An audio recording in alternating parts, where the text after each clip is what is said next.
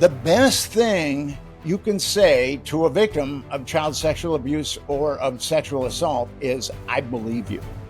That's by far the best thing that you can say. The worst thing you can say is, I don't believe you. And so the Department of Justice and the FBI are saying that they don't believe hundreds of girls. And that's abhorrent to me.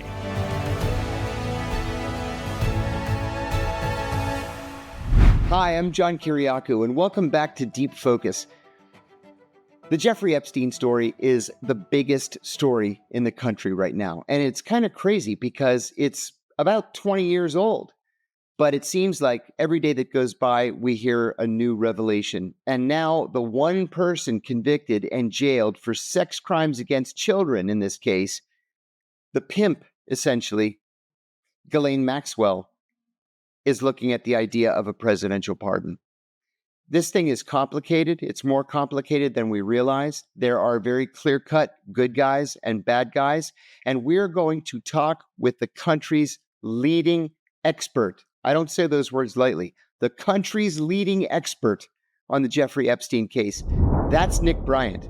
He is a prominent journalist and author. He is the author of a whole bunch of acclaimed books, including The Franklin Scandal, a story of power brokers, child abuse and betrayal, and his latest book, The Truth About Watergate, a tale of extraordinary lies and liars.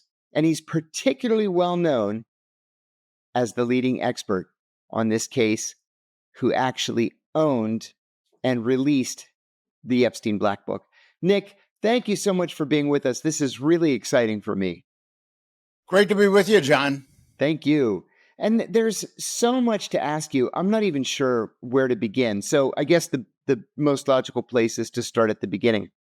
You wrote in the Sheer Post back in 2021 that Jeffrey Epstein had been known to the FBI as a likely pedophile all the way back in 1995. 96. But law enforcement took no interest in this case until 2005. Why was that?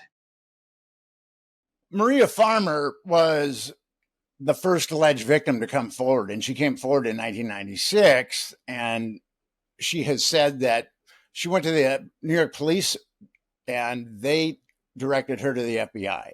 And she spilled the beans to the FBI, and there was nothing, radio silence. And then in 2005, this is kind of where the neutron goes into the plutonium. A 14-year-old girl told her mother that she had been molested by Jeffrey Epstein. And her mother and father brought her to the Palm Beach Police Department. And at that point, the Palm Beach Police just looked upon Epstein as a rich philanthropic type. But she described the interior of his home and also his anatomy. And she was from not a poor background, but a lower socioeconomic background. And the police believed her, and they quickly found, when they started to investigate, other victims. And by the time they served a search warrant on Epstein in 2005, and they had the statements of 5 minors and also 17 corroborating statements. They knew of 23 victims, but they were going to start with those 5. And it was 4 counts of unlawful sexual activity with a minor and 1 count of lewd and lascivious molestation, which could have potentially landed Epstein in prison for a very long time. But then that case was taken away from them and given to a grand jury. And in Florida, generally grand juries are reserved for capital offenses. So something was fishy right off the bat. And I don't know if your audience is familiar with how grand juries work, but a special prosecutor is chosen to oversee a grand jury. And grand jurors are just people that have shown up for jury duty and been funneled to a grand jury. And the special prosecutor calls the witnesses that he or she deems as important and shows the evidence that he or she deems as important. And there was a New York Supreme Court judge that said special prosecutors of grand juries have so much power over grand jurors that they could get them to indict a ham sandwich. And that was definitely the case with the Epstein grand jury, because that special prosecutor, Lana Belovic, only called 2 victims. One had been 14 when she was molested by Jeffrey Epstein, and she was now 16. And one was 16 when she'd been molested by Jeffrey Epstein multiple times. And she was now 18. So that grand jury just went by her lead, and she basically skewered both the girls, and was actually calling one a prostitute. I mean, I've got the transcripts. It was really, really horrible. And that grand jury was a ham sandwich. It found that Jeffrey Epstein hadn't molested a single minor. And the real hero in this story is Michael Ryder. He was the chief of the Palm Beach Police Department.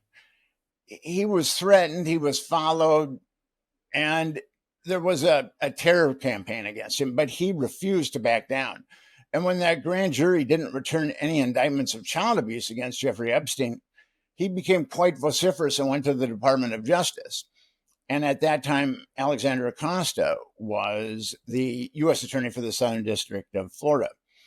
And he said, "You've got to do something about this." And Alexander Acosta assured Ryder that he would. And then all of a sudden, there was radio silence. And what was happening was Team Epstein was negotiating a very, very dirty deal with the U.S. Attorney. And I've got emails between the assistant U.S. Attorney and Epstein lawyer Jay Lefkowitz. And the deal that they've put together is so dirty that she says that we got to go to this magistrate. A magistrate is one step below a judge in the judiciary, and they can perform the function of judges. She said, we've got to go to this particular magistrate. He will sign it. So they went to that particular magistrate, and he signed it. And then the feds sealed the agreement. And lawyers for the victims at that point, and also the Palm Beach Post, appealed the sealing. And Palm Beach judge Kenneth Mara decided that that documentation should be unsealed. And then the feds appealed Mara's ruling, and then it was ultimately settled in the 11th Circuit, which said unseal it. So the 11th Circuit unsealed it, and what was it was an abomination, really. It gave all of Jeffrey Epstein's co-conspirators, and it named 4 of them. It gave all of Jeffrey Epstein's co-conspirators blanket immunity. And it circumvented the Victim Crimes Rights Act, which is it's a federal law. And anytime, if you're a victim in a federal court, the feds have to apprise you of the adjudication of your perpetrator. And you also get to confront your perpetrator. But the feds just trampled on that. So they had the state make a deal with Epstein, and he got 18 months in county jail. He had to do 13, but he was let out during the day to molest little girls. And Alexander Acosta was being vetted by the Trump administration. And he said, why did you give him such a lenient deal? And Acosta said, I was told Epstein was intelligence, and I had to back down. And I've talked to various legal scholars about this. There's only 2 people in the government that can tell a U.S. attorney to stand down. One is the attorney general, and one is the president. Now, Alexander Acosta, as a U.S. attorney, isn't going to cover up a nationwide pedophile network. He's not going to go out on a limb unless his superior says cover it up. And Alberto Gonzalez, as the attorney general, isn't going to cover up a nationwide pedophile network and go out on a limb unless his superior says cover it up. So ultimately, that cover up lands at the foot of George Bush, too. Yeah, I think that's exactly right. You know, when I was in prison, I was in a low security prison for 23 months after blowing the whistle on the CIA's torture program. Most pedophiles in the federal prison system are in low security prisons. They can't go to the minimum because they'll just walk away and molest more children. They can't go to the maximum or the medium because they're going to be beaten, killed, shanked, whatever. So they're all in the low, almost all in the low. But most of these guys who committed crimes very, very similar to the crimes that Jeffrey Epstein committed have sentences of 20, 25, 30 years. And Epstein got this sweetheart deal. So I want to ask you about Acosta. I actually feel a little bit bad for Acosta because I think that what happened to him is exactly as you just described. This was not his decision. He didn't just wake up one morning and say, you know what? I'm going to protect a national pedophile ring today. I believe that he was instructed to do so. And I also agree with you that it had to come from the top, from George W. Bush. I have no idea why. But let's talk for a second about that word intelligence. That's exactly what Acosta said. He said that Epstein was intelligence. That could mean a lot of different things. That could mean CIA, which doesn't make much sense to me. But it could mean Mossad, which makes a lot of sense to me. I was on the Piers Morgan show a few weeks ago, and I got into a little tiff with Alan Dershowitz. He said something, and I think he said it because he was angry, because it made no sense. And when you're a professor emeritus of law at Harvard University Law School, you shouldn't make silly mistakes like this. But I said that I believed that that Epstein was an Israeli access agent, right? You're not going to, if you're the Israeli Mossad, you're not going to recruit Bill Clinton. You're not going to recruit, George Mitchell or Prince Andrew or whomever. So you do the next best thing. You recruit the person next to those people who can then report back to you. And in exchange, you're helping to finance this lavish lifestyle. So Dershowitz exploded. And he said, I was Jeffrey Epstein's attorney. If he had been intelligence, I could have used that to get him a lighter sentence. And I said, a lighter sentence? I said, Professor, with all due respect, if you had gone to court and said, you should give him a lighter sentence because he's spying for a foreign country, I would have expected to see him hanging from a tree instead. So what do you think? Do you think we're looking at a foreign intelligence service? Do you think we're looking at Mossad? There are these connections that are well known between Ghislaine Maxwell and her father and the Israeli Mossad. Should we just assume the same about Epstein? Well, with Epstein, he met with William Burns, who would become the head of the CIA in 2014. I think they met 3 times. Jeez. And why would someone, a career diplomat who would later be the director of the CIA, why would he meet with and at that point, Epstein was a convicted pedophile. So, and we've never gotten a straight answer about that. When people ask me about the Mossad, I generally say, and you've got some expertise in this area, I generally say that the Mossad very well might have been working with Jeffrey Epstein, but I can't imagine that the CIA would not, if the Mossad was compromising American politicians on American soil, I don't think that the CIA would just be cool with that. I think that the CIA would want a cut of that intelligence. And I think the fact that Bush 2 covered it up is an indication that it was the CIA. Would Bush 2 have gone to bat for the Mossad? We don't know, but he certainly would have gone to bat for the CIA. See, that's the part that doesn't make any sense to me. He probably wouldn't have gone to bat for Mossad. There would have been no reason for him to do that. But to go to bat for the CIA, of course, when you're the president of the United States and your father was the director of the CIA before becoming president of the United States, what I don't understand, and this is one of those questions that really has no answer unless it's buried deep in some kind of classified folder. I don't understand what intelligence Epstein could have given the CIA that the CIA didn't already have access to. That's what it confuses me. But you're right. There are so many different fingers pointing in the direction of American intelligence versus Israeli or other foreign intelligence. I spent 7 years writing the Franklin Scandal, which is the Epstein Scandal is kind of a carbon copy of the Franklin Scandal. And those grand juries said that there were 2 of them, state and federal, said that those perpetrators hadn't molested a single kid. And then they indicted the kids that wouldn't recant their accounts of abuse, 2 of them. But I got very deep into it. And I ultimately got in touch with a blackmail photographer. And that's not a job description that elicits a high degree of ethics. So I was very cautious with what he said. And I do believe, I talked to him at various times, and I do believe initially he was being pretty honest with me.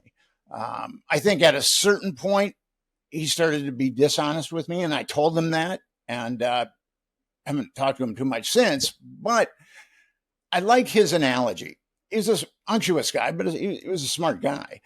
He said, once you're compromised, it's like you're on a yacht, and it's a beautiful yacht, and it's a beautiful day, and you can have anything you want on that yacht. But if you decide to get off the yacht, people are going to make sure that you drown.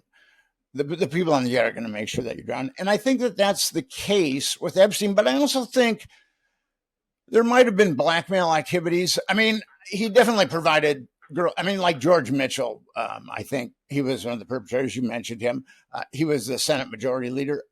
I believe that Epstein provided underage girls to George Mitchell, which is, when you look at him, he looks like a benign grandfatherly type. Sure. You would never peg him as a pedophile. But with all the cameras in his homes, in his New York home, there was a secret room, very much like the Franklin scandal. And the secret room had multiple monitors. And one of the alleged victims said that Epstein showed her the room and that there were men, as in plural, looking at the monitors. And then Virginia Giuffre said that she had also seen that room. So I think that there was also a blackmail enterprise. I think he was providing children to the people on the yacht, but I think that also there was a potential for blackmail also. I want to ask you about the black books, because they've been in the news a lot lately. And much to my surprise, I get these automated emails from auction houses all the time. I love looking at auction catalogs. And so there's an auction house on the eastern shore of Maryland called Alexander Auctions. And 3 or 4 weeks ago, they had what they called the Epstein Black Book. And it was estimated to sell for between $80,000 and $120,000. And it passed. Nobody wanted it. You actually acquired the Black Book, or at least a Black Book that belonged to Epstein. Yes. And it has a very interesting story behind it. Can you tell us how you ended up with that Black Book and why was it so important? Alfredo Rodriguez was Jeffrey Epstein's house manager, and he purloined the Black Book. And he had been deposed, and he was asked if he had any evidence that could contribute to the Fed's case. And he had said no. And then he tried to sell the Black Book to one of the attorneys that was launching civil suits at Jeffrey Epstein. So the attorney called the FBI, and the FBI did a sting because Rodriguez had lied about the Black Book. And he had called the Black Book, he wanted $50,000 for it, and he called it the Holy Grail of Jeffrey Epstein, of the Epstein network. And I got it in 2012, and it was my first jaunt to Florida. And I was there for about 3 weeks, knocking on doors, talking to people, and I was able to get it. And in the Black Book, Alfredo Rodriguez circled people that he said were in cahoots with Jeffrey Epstein as far as his pedophilic pandering. And Virginia Giuffre, in her sworn deposition, she corroborated a number of those names. So with the Black Book, I initially started to call victims. There's a bunch of victims in the Black Book, and I wanted to know how big this was. And most of them didn't want to talk to me, but some of them did. And they were telling me about being flown around the country and flown to an island. And at that point, Jeffrey Epstein was a lone pedophile. There wasn't any talk of his collusion with other people. So I was pretty stunned by that. Although it looked eerily similar to Franklin. But I was still stunned by it. And so I brought it back to New York City, which is where I live, the mecca of publishing. And I tried to sell the Black Book in an article on the Black Book. and no one wanted to touch it. And no one. And then it took me 3 years before a platform, Gawker, was willing to publish it. And at that point, I had flight logs. I was the first guy to release the flight logs, too. And I wrote some articles on it. And it's kind of strange. I just wanted to get it published. I mean, it had been rejected by everyone. And I thought, Gawker, I might as well, because it was a fairly big website. I had no idea that it would be like epic, like it turned out to be. But what's interesting about that, only 2 media have acknowledged, tons of ink have been spilled on articles about the Black Book, but only 2 publications have acknowledged that I was the guy that released it. They've still stayed away from me. Just crazy.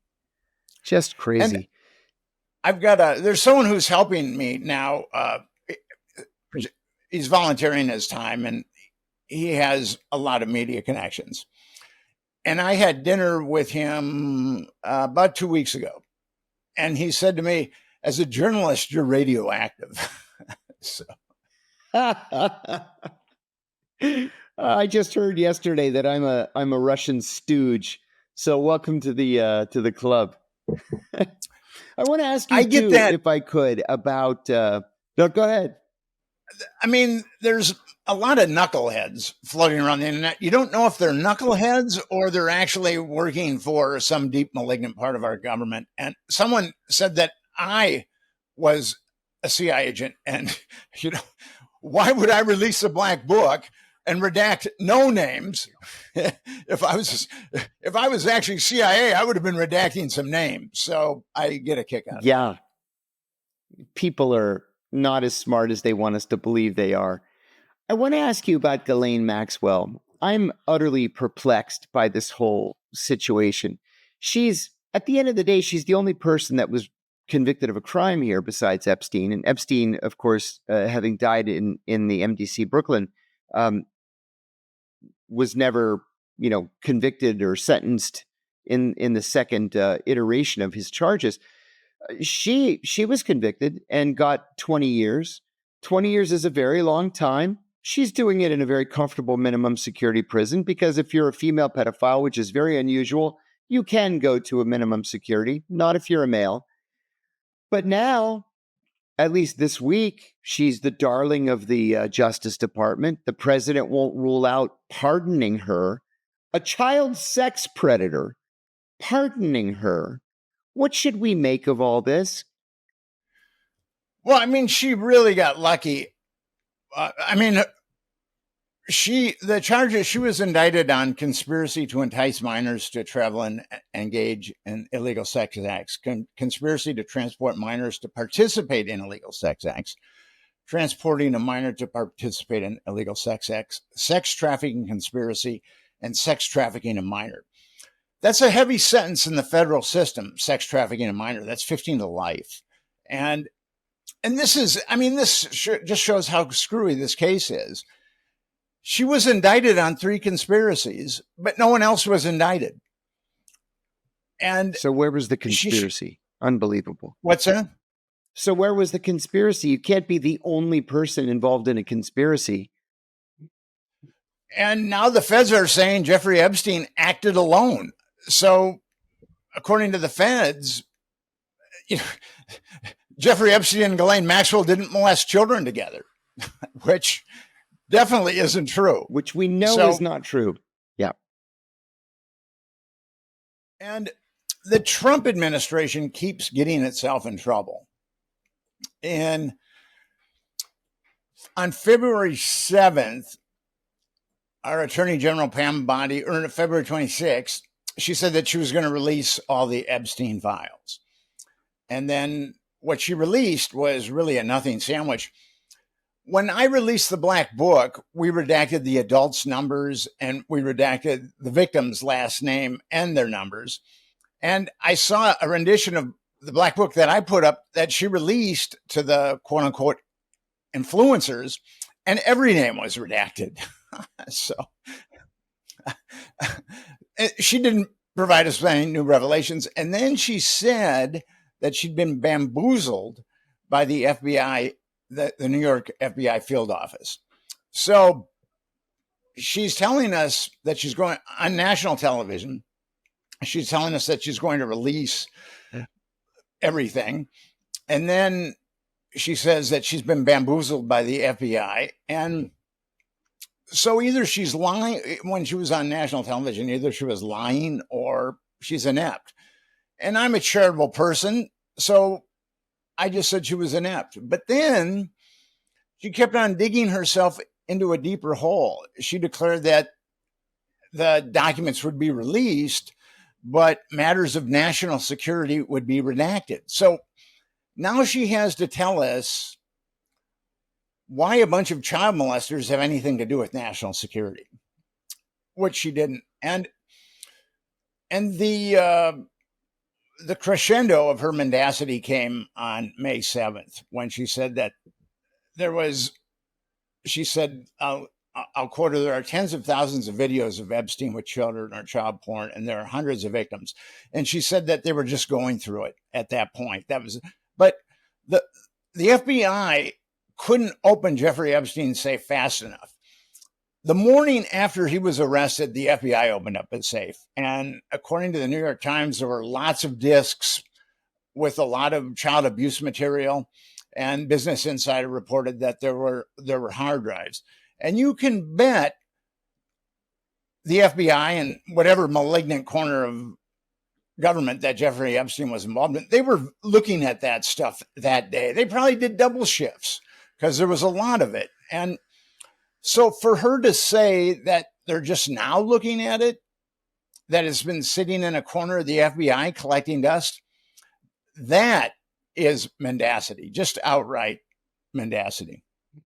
She seemed to be a little bit disingenuous, too, when she made that announcement a couple of weeks ago that the videos were nothing but child pornography and they will never see the light of day. We will never release. Nobody wants you to release the child porn videos. We want to know the names of the individuals who are committing crimes against children. And we want to know why those people haven't been charged with a crime. And here we are weeks later, and there's no indication from the Justice Department that that information is going to be forthcoming. I started a nonprofit organization called Epstein Justice, and we want two simple baseline acts of decency. When you cover up a crime, you're aiding and abetting that crime. So we want to know why the government has aided and abetted child trafficking in the Epstein case, and we want the perpetrators to be prosecuted. And it's very simple, and that's what we've been gearing up for it, and that's what we really want is an independent congressional investigation. But we can get a bead on some of the perpetrators. We can get double corroboration. Like Rodriguez circled people that he said were in cahoots with Jeffrey Epstein and his pedophilic pandering. And Ghislaine Maxwell is circled, who was obviously in cahoots, and Virginia Giuffre named her as a perpetrator. Former Israeli Prime Minister Ehud Barak is circled, and Virginia Giuffre named him as a perpetrator. The billionaire Les Wexner is circled, and he had a very close relationship with Epstein. Virginia Giuffre said that he was a perpetrator. Same thing with Alan Dershowitz. Dershowitz is circled, and Giuffre said that he's a perpetrator. And Bill Richardson, the former New Mexico governor, and also Clinton Zargizar, is circled, and Giuffre said that she had been molested by him. She waffled a little bit with Alan Dershowitz, and I don't know why. I think that she was leveraged. I think that there was some stuff in her family that made her susceptible to leverage. At least that's I knew Virginia, and I was really stunned when she waffled a little bit on Dershowitz, and I called one of her attorneys who I've become buddies with, and he said, "Man, I can't talk about it. I'm really sorry." So something happened there that we don't know, and hopefully we will at some point know what went on there. I wanted to ask you too, just in the last couple of days, there have been reports that Ghislaine Maxwell, at least Ghislaine Maxwell's attorneys, may be negotiating some sort of an agreement with leaders on Capitol Hill that would allow her to testify under a grant of immunity. Immunity from what? Are there other uncharged crimes that she may be associated with? Ghislaine Maxwell helped Epstein traffic girls for 20 to 25 years. And as I said, if you wanted to indict her on child trafficking, I mean, I don't know, 20 times, 30 times, 40 times, 50 times. There was that strange document that was released by the Department of Justice and the FBI that no one signed. It was released on July 6th, and no one signed it. No one's going to take the fall for that document. There's a couple of things I do agree with, that there was 300 gigabytes of material that was impounded from Epstein. And I also agree that there were over 1,000 victims, and there were definitely over 1,000 victims, I believe. But then that report kind of jumps the tracks of reality. It says that Jeffrey Epstein acted alone and that there wasn't any blackmail involved. So to say that Jeffrey Epstein acted alone is really egregious, because I've been writing and researching about child trafficking for over 2 decades now. And I've spoken, like the National Center on Sexual Exploitation has a world summit every year, and I've spoken at 3 of those. I've spoken at a lot of conferences, and actually I've written on child trafficking for people that deal with dissociative identity disorder. I contributed a chapter to it, so I've gotten to know victims of these crimes pretty well over the years. And the best thing you can say to a victim of child sexual abuse or of sexual assault is, I believe you. That's by far the best thing that you can say. The worst thing you can say is, I don't believe you. And so the Department of Justice and the FBI are saying that they don't believe hundreds of girls. And that's abhorrent to me. It certainly is. Figures are beginning to point this week at Donald Trump for a number of reasons. First of all, this statement that just seems utterly counterintuitive, that there are no files.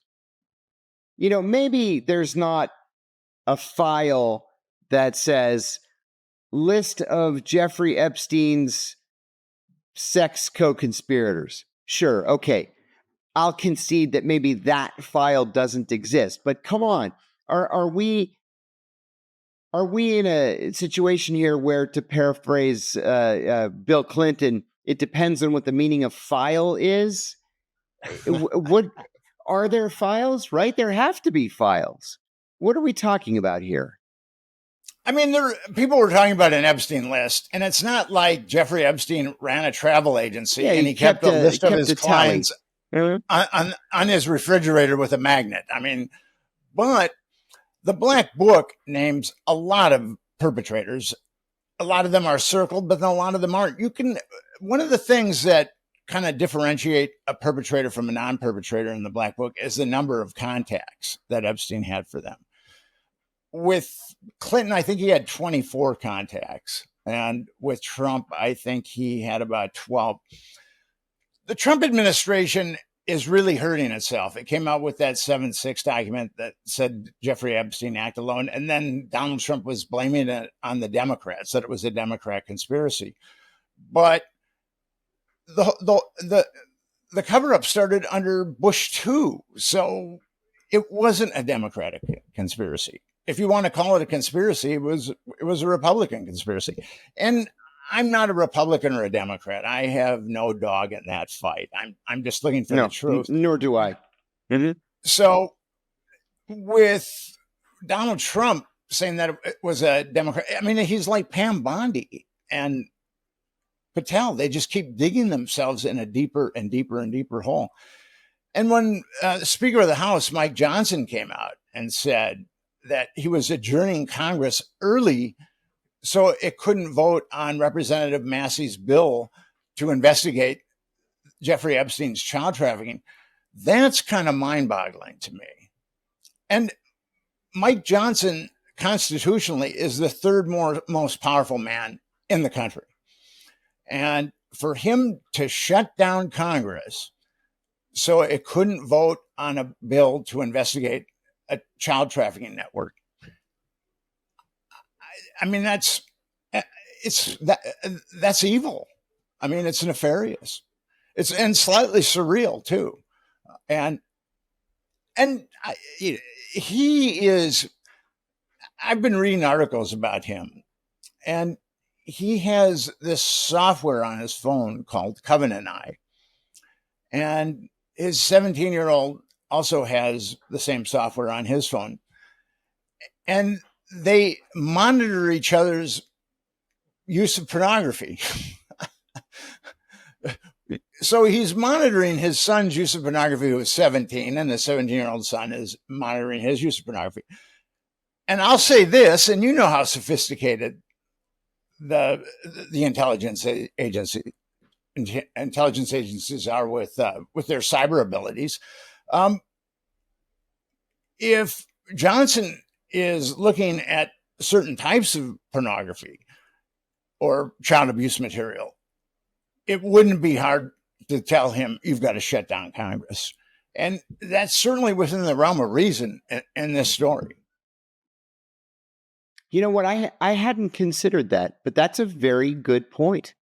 That certainly could be it. But that then leads to the next question. You've gone through this with a fine-tooth comb over the course of years.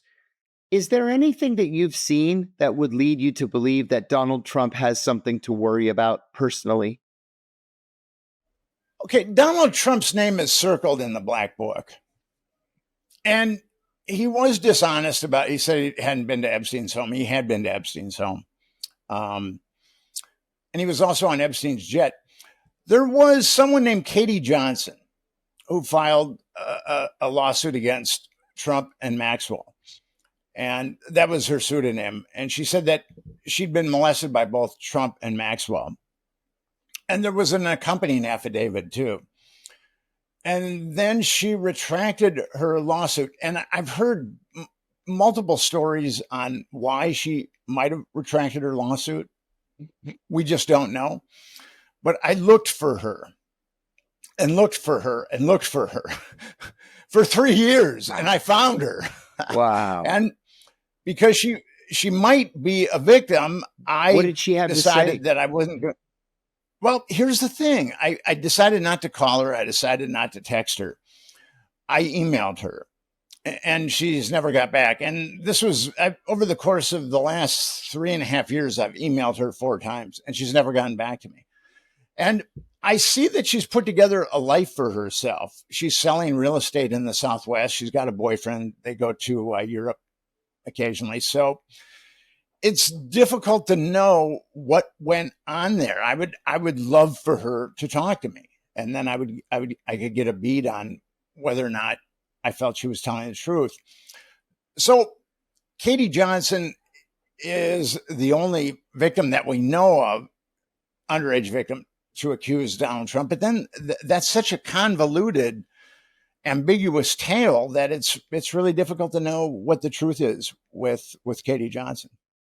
Justice for the victims aside, I want to talk about the punishment side. Jeffrey Epstein's dead. Ghislaine Maxwell is serving a 20-year prison sentence, at least for the time being. Are there others who are at risk of being prosecuted at this point? Absolutely. We know the names of a bunch of pimps. And the New York Times did a page article on 6 pimps. Ghislaine Maxwell was, of course, the leading pimp. But there's Sarah Kellen, Leslie Groff, Adriana Ross, and Nadia Marcinkova. And they knew all about that operation. They knew everything about it, all the nuances, all the perps. And just with the information in that New York Times article, they could be indicted. And they could be indicted on multiple counts of child trafficking. And if you indicted Kellen Groff, and they've been taken care of very well. Kellen, I think, has a $4 million house in Manhattan and a $3 million house, I believe, North Carolina, but don't quote me. But Kellen Groff, Ross, and Marcinkova could be indicted on multiple counts of child trafficking. And if our Department of Justice was actually going to prosecute this case, it would be kind of like a RICO case where you would indict them on multiple counts of child trafficking, which is, as I said, a heavy sentence, 15 years to life. And then they would roll over on the perps for sure. And then we've got lots of victims that would, if they could feel safe, I think that they would come forward if they could feel safe. There was the Epstein Victims Compensation Program, and there were 225 women and young women that applied for it, and 150 were given settlement, or 138 were given settlements. 12 declined because, and this is nefarious too, if you took any money at all from the Epstein Victims Compensation Program, you had to sign an NDA. And you couldn't go after any of your other perpetrators, which is another indication that Jeffrey Epstein didn't act alone.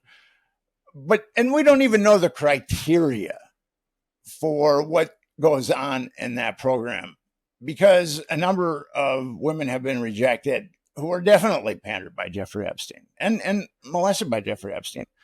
And this is kind of ominous. The media has just been horrible in this case. I mean, no one, they're good at digging up salacious dirt, but no one in the media has really called for justice. I'm not aware of a major media outlet that's called for justice.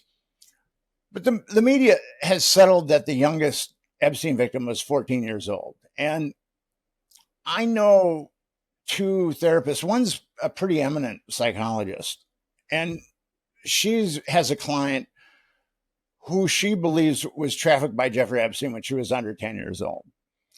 And I know another therapist who has a client, and she believes that her client was trafficked by Jeffrey Epstein when she was under 10 years old. And actually, the first victim describes the interior of his house, his New York house. And both those therapists feel that their clients weren't given settlements because they didn't fit the cover story of 14 years or older. And that's really ominous. And with the Franklin network, that the same thing happened. I mean, those pimps were into pubescent boys, but if you wanted a 7-year-old or an 8-year-old, they had no compunction about that. These guys are psychopaths. Mm-hmm. And Epstein was buying children in Eastern Europe, which is mind-boggling to me too. I want you, I'm going to pull it up. I want you, if you could, to tell us about a variety of websites. We've got really the most important one is Nick Bryant, NYC.com.